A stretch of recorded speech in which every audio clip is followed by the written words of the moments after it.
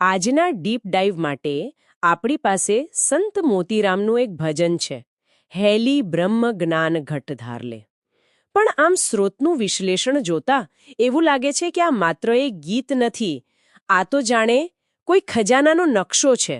તો આજે આપણે આ નકશાના જે પ્રતીકો છે એને એક પછી એક ઉકેલીશું. બહુ સરસ ઉપમા છે. ખરેખર આ એક નકશો જ છે. જુઓ, સંત પરંપરાની આજ તો ખૂબી છે. વેદાંત દર્શન જેવા આમ ગહન વિષયો જે કદાચ મોટા ગ્રંથોમાં બંધ હોય એને એ લોકો આવા સરળ ભજનમાં સમાવી લે છે. આ જ્ઞાનને એમ કહી શકાય કે મગજમાંથી હૃદય સુધી પહોંચાડવાની કળા છે. અને નકશાની શરૂઆત જ એક મોટા દાવાથી થાય છે. 4 વેદ કો સાર, મતલબ ચારે વેદોનો નિચોડ આ એક ભજનમાં છે. આ કેવી રીતે શક્ય છે? ના, આ માત્ર કવિતા નથી, આ તો વેદાંતનું હાર્દ છે. સ્રોત મુજબ સંત અહીંયા વેદોના 4 મહાવાક્યોનો ઉલ્લેખ કરી રહ્યા છે. મહાવાક્યો? હા, અને આ કોઈ મંત્રોની યાદી નથી.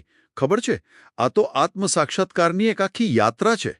પહેલું પગથિયું છે ઋગ્વેદનું પ્રજ્ઞાનમ બ્રહ્મ. એટલે કે ચૈતન્ય જ બ્રહ્મ છે. બરાબર. એ સમજવું કે આ બ્રહ્માંડનું મૂળ તત્વ ચૈતન્ય છે. બ્રહ્મ એટલે શું? આમ સરળ ભાષામાં કહીએ તો બ્રહ્માંડની ઓપરેટિંગ સિસ્ટમ, જે બધે જ છે, બધું ચલાવે છે, પણ દેખાતી નથી. ઓકે, એટલે પહેલા બ્રહ્માંડના પરમ સત્યને ઓળખવાનું, પછી બીજું પગથિયું આવે અથર્વવેદનું. અયમ આત્મા બ્રહ્મ. આ આત્મા બ્રહ્મ છે. હા, જે પરમ ચૈતન્ય બહાર છે તે જ તારી અંદર આત્મા સ્વરૂપે છે. આ બહુ મોટો કૂદકો છે, ખરું ને? સાચી વાત. પછી ત્રીજું સામવેદ કહે છે તત ત્વમ અસી. તે તું જ છે.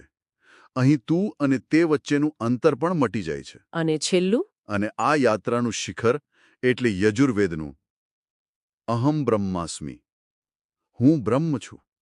આ માત્ર જાણકારી નથી રહી હવે, આ અનુભવની ઘોષણા છે. વાહ! એટલે આ તો એક આખી પ્રક્રિયા છે, કોઈ યાદી નથી.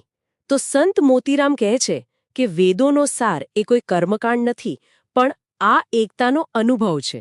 પણ પછી ભજનમાં તેઓ અન્ય સાધનોને અંધકૂપ એટલે કે અંધારો કૂવો કહે છે. આ તો બહુ આકરું વિધાન છે. છે, પણ એનો અર્થ સમજવા જેવો છે. મને એમ કે કદાચ એવા લોકો જે ધર્મના નામે છેતરે છે એમના માટે હશે? એ દિશા સાચી છે, પણ એનો અર્થ એનાથી પણ ગહન છે. જો સ્રોત મુજબ અંધકૂપ એટલે એવા બધા જ બાહ્ય કર્મો જે આંતરિક જ્ઞાન વગર કરવામાં આવે. બિલકુલ. જેમ કે માત્ર તિલક લગાવવું, માળા ફેરવવી, પણ એની પાછળની સમજણ જ ન હોય. જેમ અંધારા કૂવામાં પડેલો માણસ પોતે બહાર નથી નીકળી શકતો, એમ જ જ્ઞાન વગરના કર્મકાંડો જીવને મુક્ત નથી કરી શકતા. બરાબર. એની સામે બ્રહ્મ જ્ઞાનને અધિક પ્રકાશી કહ્યું છે, સૂર્ય જેવું તેજસ્વી. અચ્છા. તો જો બાહ્ય ક્રિયાકાંડોએ અંધારો કૂવો છે, તો એમાંથી બહાર નીકળવાનો રસ્તો કોણ બતાવે? ભજન કે છે કે તારી હેલી. આ હેલી કોણ છે? આ બહુ જ રસપ્રદ વાત છે. હા, મેં પણ હેલીને હંમેશા એક સખી કે મિત્ર તરીકે જ સમજી છે. શું સંત પોતાની અંદર રહેલા આત્મા સાથે જ વાત કરી રહ્યા છે? બિલકુલ. સંત સાહિત્યમાં હેલી એ આત્માનું જ પ્રતીક છે. એ આપણો આંતરિક અવાજ છે, જે સત્યની ખોજમાં છે. સંત કહે છે કે બહાર ગુરુ શોધવાને બદલે તારી અંદરની હેલીને જગાડ. એ જ તને માર્ગ બતાવશે. અને એ માર્ગ શું છે? પી પ્યાલા બ્રહ્મ જ્ઞાન કા. હા. અને પ્યાલો એટલે કોઈ જ્ઞાનનું પુસ્તક નહીં, પણ જ્ઞાનનો અનુભવ. બરાબર ને? એકદમ સાચું. આપણે બધા જ્ઞાનના પુસ્તકો વાંચીએ છીએ, પણ સંત મોતીરામ પૂછે છે, શું તમે એનો સ્વાદ ચાખ્યો છે? વાહ!